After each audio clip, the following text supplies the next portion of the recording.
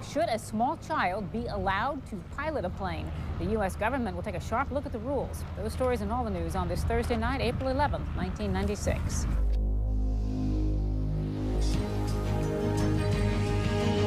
Live from KTVU, this is the award-winning 10 o'clock news on Channel 2, the #1 primetime newscast in the country. Good evening, I'm Elaine Corral. And I'm Dennis Richmond.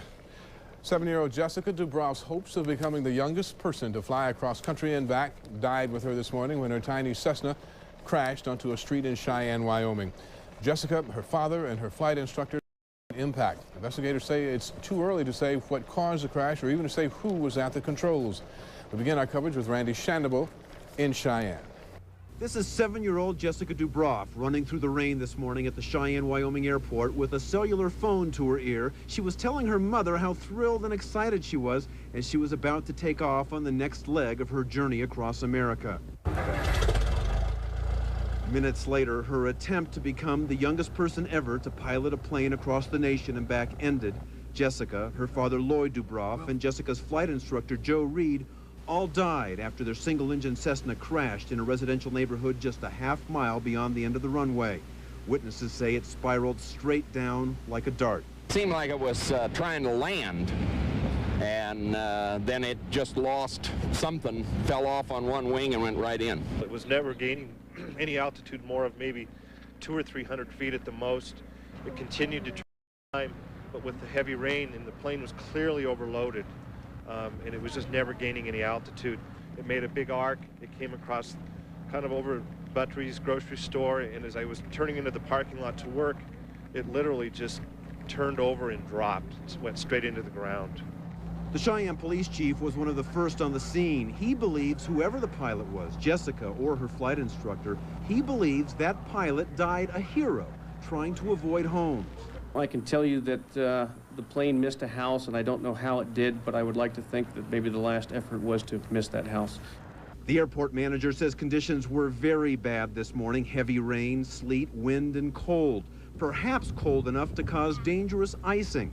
Conditions similar to these as we approach Cheyenne Airport after today's crash. Our experienced pilot said landing in such conditions made him nervous. The airport says decisions to fly in such weather are between the pilot and FAA flight controllers. Jessica, her father, and Joe Reed began their attempt at setting a record yesterday in Half Moon Bay, California, and landed here in Cheyenne last night for their first rest stop. Jessica, so short she sat on a booster seat and had special pedal extenders for her feet, was greeted like a star by people in Cheyenne yesterday evening. We're glad to have you in Cheyenne. All right.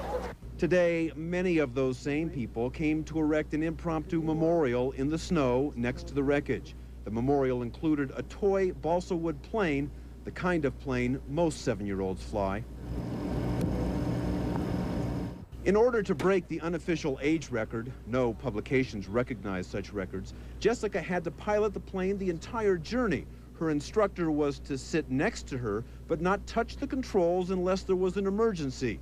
The police chief told us the bodies were too to tell who was flying, but witnesses say Jessica was in the pilot seat. If you're a young person listening to this, I'd urge you to take on challenges. Make sure your parents, well, you'll take on some your parents won't approve of, and that's the way it goes. We all did. But challenge yourself and reach for a little more than you think you can do. What do you think about when you're up in a plane? Well, you gotta think about not crashing or doing any mistakes like that. Do you ever think about, does that scare you? No. You seem pretty fearless. Yeah. You keep looking at the plane. Are you concerned about it? No. What do you think about, your dad's a pretty special guy, isn't he? Yeah. Are you excited about your next leg of your trip? Yeah. What do you want to do throughout this whole thing? Do you want to break a record? Yeah, I want to break the record. Do you think you're going to do it? Yeah. Jessica's mother was waiting to meet her at the halfway point of her round-trip journey. Jessica's mother, her older brother, and younger sister caught a plane for Cheyenne tonight. I talked to Jess, and Joe and Lloyd before the plane was started on the cellular phone. And Jess wanted to get going. She said, Mom, I hear rain. You hear the rain, Mom? You hear the rain? She's just as beautiful as she is, her free spirit. And she said, I want to go, Mom. I want to go. I want to start the engine. I said, okay. I said, have a great time. I love you, Jess. And then I talked to her father on the plane and said, I just talked to him for a long time. I don't know. Seemed like a long time. I told him how grateful I am that he was doing this with Jess and how wonderful this was. The last couple of days, little Jessica has been so excited she could barely contain herself. Last night when she landed here in Cheyenne, she told people that she was tired from her long flight, but so happy and so looking forward to today's flight that she was afraid she couldn't sleep. In Cheyenne, Wyoming, Randy Shandeville for the 10 o'clock news. After the deadly crash of 7-year-old Jessica DuBroff's plane, the federal government today immediately ordered a review of FAA rules on who can fly airplanes.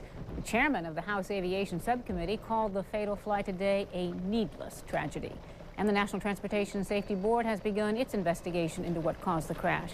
For the latest on that, we go to Cheyenne, Wyoming, where Randy Shandeville is standing by with a live report. Randy. Elaine, we're back at the crash site tonight. As you know, the wreckage was removed from here several hours ago, but the makeshift shrine that perhaps you can see behind me, that's been growing pretty much all night long, even though it is bitter cold here tonight. An hour and a half ago, Jessica's mother, brother, and sister, they arrived in town from Boston. Jessica's mother has come here to perform the grim task of claiming the body of her child.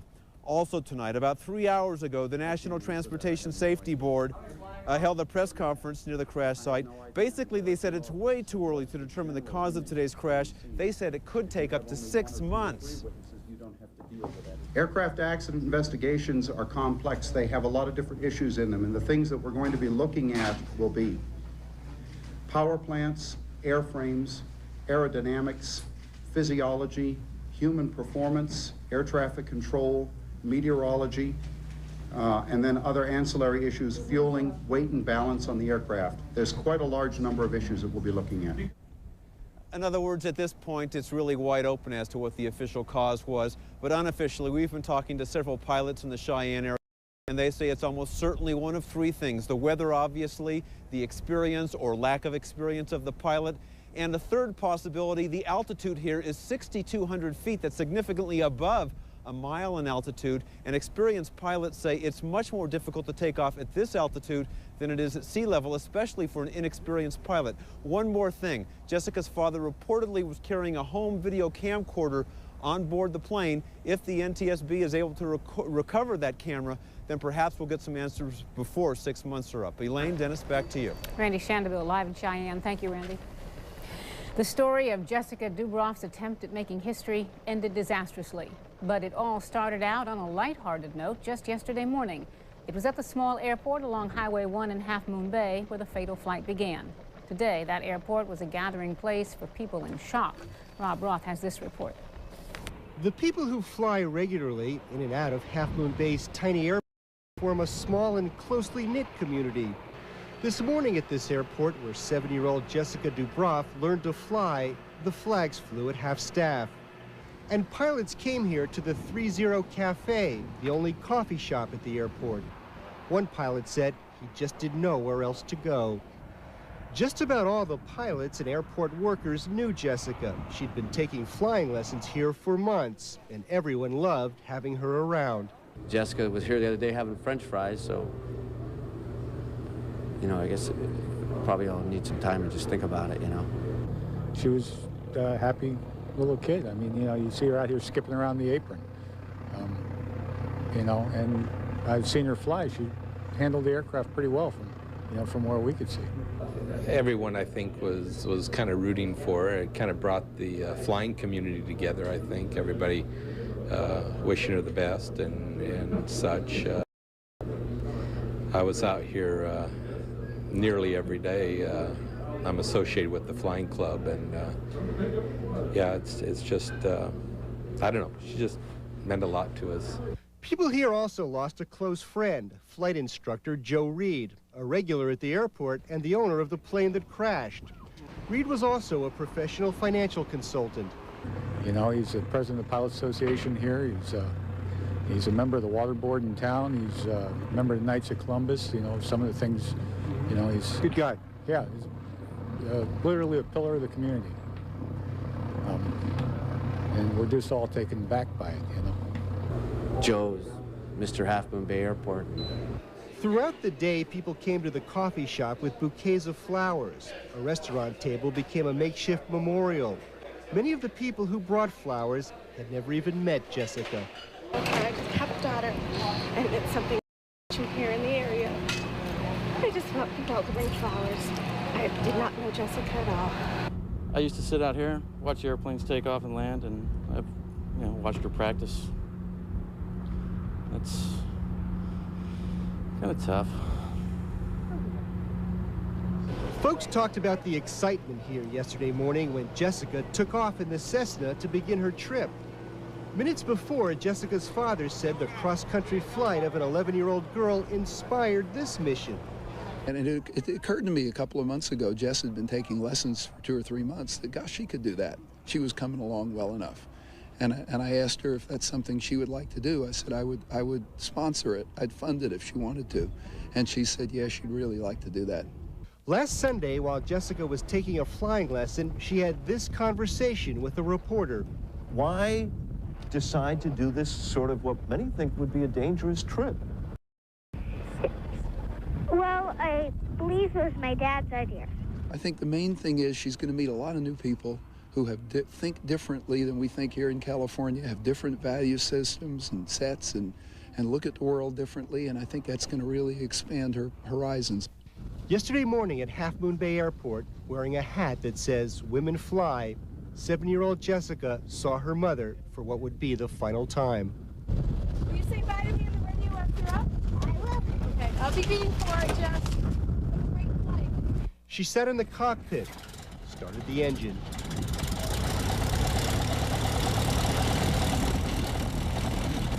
Waved goodbye, and they were off.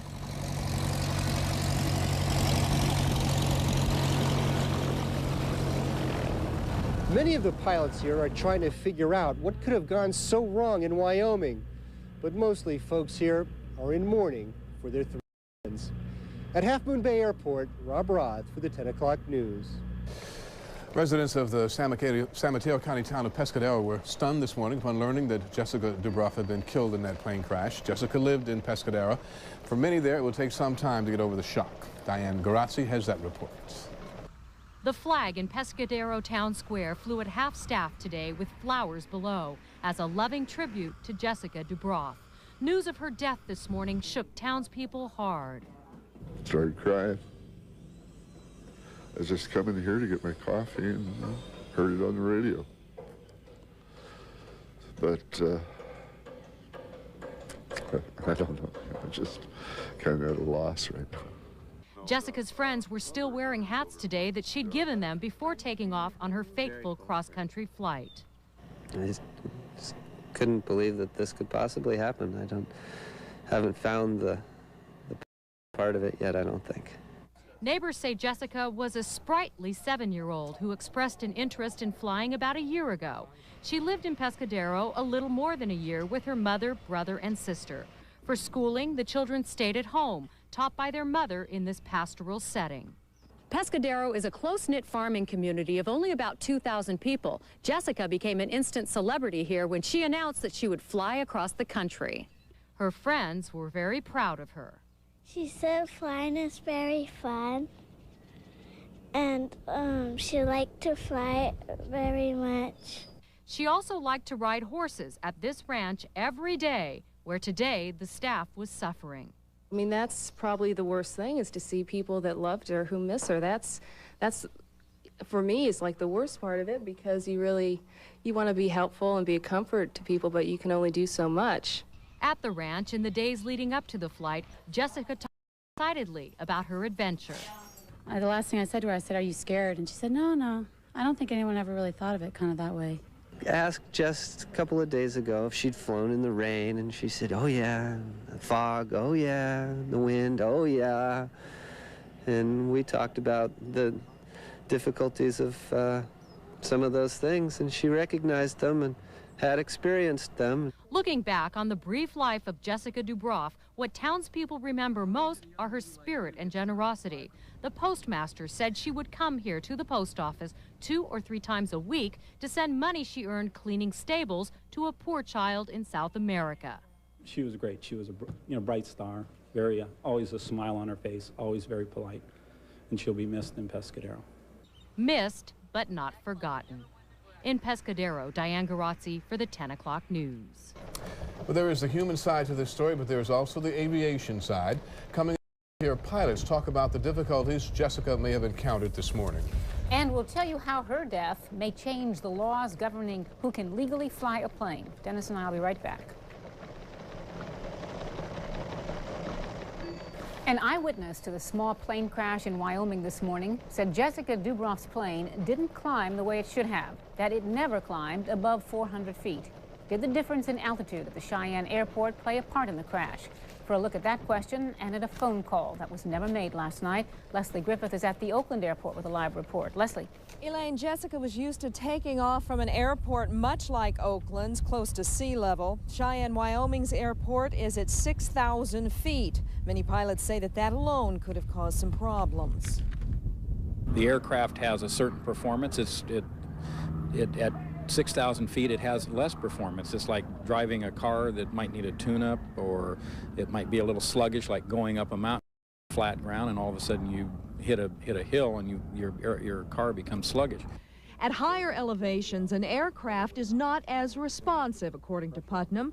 He says the plane had just refueled and was heavier. The high altitude and full tanks could have kept the plane from climbing as fast as Jessica was used to.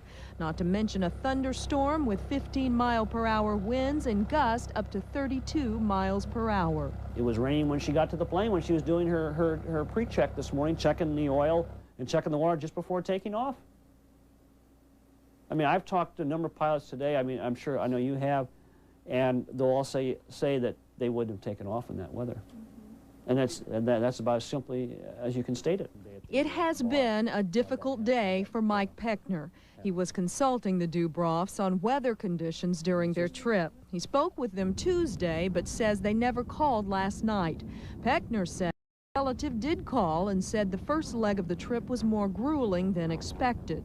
They had headwinds coming into Cheyenne yesterday because of this developing weather system, and their ground speed dropped to about 90 miles an hour. The plane can do about 140, 150, and this made them late. And it's a long day, plus you lose an hour by going west. I mean, they've been in the air for, I don't know, more than 12 hours, 14 hours. So they went right to the, they went right to the hotel room. And went to real simple, yes, absolutely. Absolutely. And then this morning I was up at 5 o'clock, no phone call. Peckner says he believes the DuBroffs were trying to beat a major storm that was moving into Wyoming and could very well have impeded their progress for days if they didn't try to get ahead of it. He says if only they would have called. It's like somebody shoved me off the cliff. I mean, and I'm not saying that I could have convinced them not to go, but I'd like to have had that opportunity. I mean, it's that simple. Peckner says the DuBroffs worried about delays because Jessica's 8th birthday was next month and they hope to set the record when she was 7. Also, Peckner says he told Mr. DuBroff that his daughter's story might interest the media, that it seemed to him Mr. DuBroff had not intended to get the media involved at all. A final note, an aviation lawyer and pilot who used to own a Cessna 177B told reporters today that the plane is, quote, underpowered, and he described it, and this is a quote now, as a lead sled. Dennis and Elaine. Leslie Griffith live in Oakland. Thank you, Leslie. In Washington, D.C. today, Tennessee Republican John Duncan said he thinks it's a crime that a 7-year-old was allowed to pilot a plane. Duncan is chairman of the House Aviation Subcommittee. He said he will introduce a bill next week to prohibit children from flying airplanes. There are no such prohibitions right now, as consumer editor Tom Vakar reports. The rules about who can fly a plane are simple. Some say too simple. No one can get a pilot's license and fly a powered plane alone until the age of 16. No one can haul a passenger in powered flight until the age of 17. Glider and hot air balloon pilots, though, can be legally licensed at age 14. But anyone, any age, can take lessons and actually fly so long as there's a licensed pilot on board who says it's permissible. The ability of a non-pilot of any age to manipulate the controls is a judgment of the pilot in command at any time. Non-pilots, whether they are, in this case, 7 years old or 97 years old, manipulate the controls only when it is safe to do so. 7-year-old Jessica DuBroff was just one of many young children learning to fly. According to the Aircraft Owners and Pilots Association, most students start taking flying lessons in their mid-teens. But in recent years, the age of people trying to set records has decreased. Jessica DuBroff, at age 7, was trying to break the Guinness Book of World Records youngest cross-country pilot record set in 1994 by an 8-year-old, Killian Moss, of Phoenix. Rachel Carter of Ramona was 9 when she flew cross-country last year. Back in 1991, Daniel Shanklin of San Antonio, also age 8, held the previous record. Ironically, the Guinness Book no longer recognizes the youngest pilot record because of the danger of mishaps such as today's. But the FAA does not blame Jessica, who was legally only a passenger. The pilot in command, in this case the flight instructor, Mr. Reed, be responsible for the control and safe flight of the aircraft. The FAA says it will review whether non-pilots of any age should be allowed to control a. Some people are already calling for an end to flights with children under age 13 or 14 at the controls. Hayward pilot and flight instructor Jim Larson owns his own helicopter, airplane, and flight training center at Hayward. Larson says he taught his son, now a corporate pilot, to fly much earlier than Jessica DuBroff started. When he was 2, 3, 4, 5, right, 7, the age, he was flying an airplane. He sat beside me, he learned to fly. It was either he flew or he slept. I've seen a lot of children that are naturals that can fly better than a person in his 30s, 40s, or 50s. Children have dreamed of flying pretty much since airplanes have been around. And many of those children did learn how to fly long before they were ever old enough to drive a car. Today's accident may lead to changes in all of that, but flight instructors tell me that would be a knee-jerk reaction, denying those children the right to live out their dreams. In Hayward, I'm consumer editor Tom Vakar for the 10 o'clock news. There is other news to report on this Thursday night. Still ahead, the federal government picks its team to prosecute Unabomber suspect Ted Kaczynski, and the team has a Bay Area connection. The U.S. beefs up its military presence in Western Africa as the threat of violence against Americans heightens. A bit later in tonight's newscast, San Francisco officials point the finger of blame for the collapse of this house last year. Elaine and I will be right back.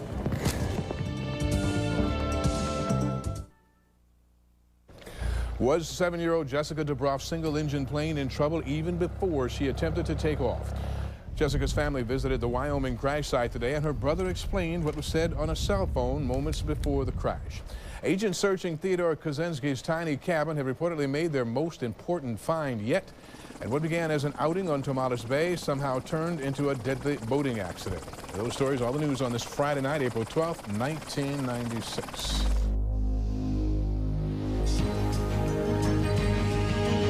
Live from KTVU, this is the award-winning 10 o'clock news on Channel 2, the #1 primetime newscast in the country. Good evening, I'm Dennis Richmond. Elaine Corral is off tonight. The National Transportation Safety Board today began the painstaking task of trying to determine what caused the fatal crash of the single-engine plane carrying 7-year-old Jessica DuBroff. Already, investigators say one thing is certain. The tiny Cessna was badly overloaded when it tried to take off in a rainstorm yesterday. Diane Dwyer is in San Mateo County with a live report for us. Diane? Dennis, the flag at the Half Moon Bay Airport is at half-staff tonight in memory of Jessica DuBroff, her father, Lloyd, and flight instructor Joe Reed. People came by the airport all day and evening. They left flowers, poems, and teddy bears at a makeshift memorial. About 1,000 miles away in Cheyenne, Wyoming, where the 3 died yesterday, National Transportation Safety Board officials announced that their investigation turned up a serious problem with the flight. The total weight of the occupants and the aircraft and the items inside the aircraft, and assuming full fuel, puts the aircraft well over maximum gross takeoff weight. The 2,500-pound limit for the Cessna 177B includes the weight of the plane, fuel, passengers, and personal belongings such as baggage. Officials say the excess weight resulted in part from numerous personal belongings. And Jessica's father, Lloyd, even made reference to that before leaving Cheyenne yesterday. Well, first of all, Jess's mom loaded us up with 200 pounds of groceries. National transportation safety officials, though, say they still do not know what exactly caused the plane to crash just after takeoff. They say it could be a number of things: the weather, the altitude. Cheyenne Airport is 6,000 feet above sea level, the structural integrity of the aircraft, and/or the experience of the people flying the plane. What they do know is that the plane had difficulty from the moment it took off. So the aircraft is using essentially about half of the runway to take off, becoming airborne and climbing out very slowly, very gradually. And the estimated altitude, maximum altitude, is about 300 to 400 feet above ground level before the aircraft is observed in a very rapid roll-off and a steep descent to ground impact. At the Half Moon Bay Airport, where the flight began, people couldn't help but discuss the fatal flight and wonder what went wrong. Instructor Joe Reed taught here for 4 years. His friends say they can't believe he would knowingly allow the single-engine Cessna to be overloaded. It's uncharacteristic of Joe Reed. He was too careful of a pilot to allow that to happen. And he's flown that airplane, lordy, all over the place, from here to Oshkosh to all over the United States. And, you know, with people aboard, his wife and family, and they never had that before. Why would we have it now? Storrs is the only other flight instructor at the Half Moon Bay Airport. He says he wants to know more about the investigation. He says there's much more than just the weight of the plane to consider. We call it a weight and balance check. Make sure you're within the maximum gross weight of the airplane and where you've got your people located. Storrs added that the 7-year-old, in his opinion, was capable of flying the plane on the most basic level under normal conditions. He said she probably did not understand the instruments and control panels, but that's why the instructor is there. He had his own controls and could take over at any time. The National Transportation Safety Board says it could take as long as 6 months to determine why the Cessna crashed. Dennis. Diane Dwyer in San Mateo County, thank you. Jessica's surviving family members, mother, brother, and sister, visited the crash site in Wyoming today. A makeshift shrine has been created, and total strangers are being to express their grief. Randy Shannable was in Cheyenne today. He filed this report. The people of Cheyenne, Wyoming, everyone we talked to today seemed to be in a state of mourning, almost as if the 7-year-old girl who died here yesterday was their own child. It just touched everybody here. I mean, you know, and then I have grandchildren about her age, and, you know, and like they say, you know, hug your child. 3 people died in the Cheyenne crash yesterday: Jessica DuBroff, her father Lloyd, and her flight instructor Joe Reed. But clearly, Jessica, the little California girl who wanted to become the youngest person ever to pilot a plane cross-country, is the one Cheyenne grieves for, the one they left this memorial for at the crash site.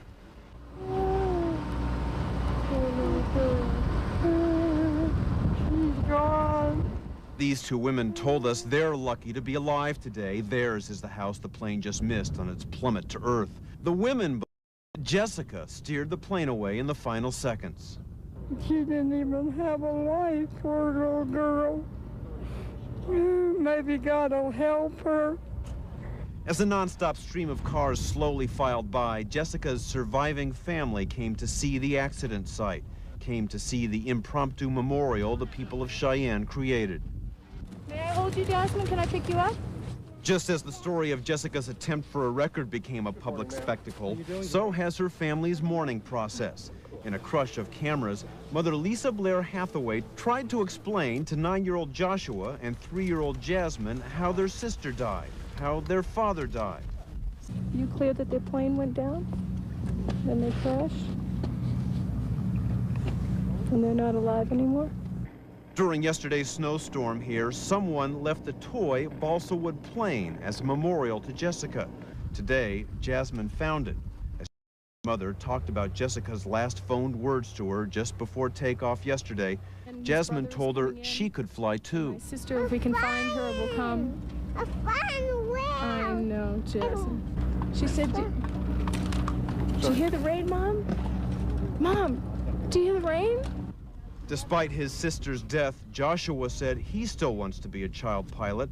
He told us he talked by phone to his father after the plane took off, less than a minute before it crashed.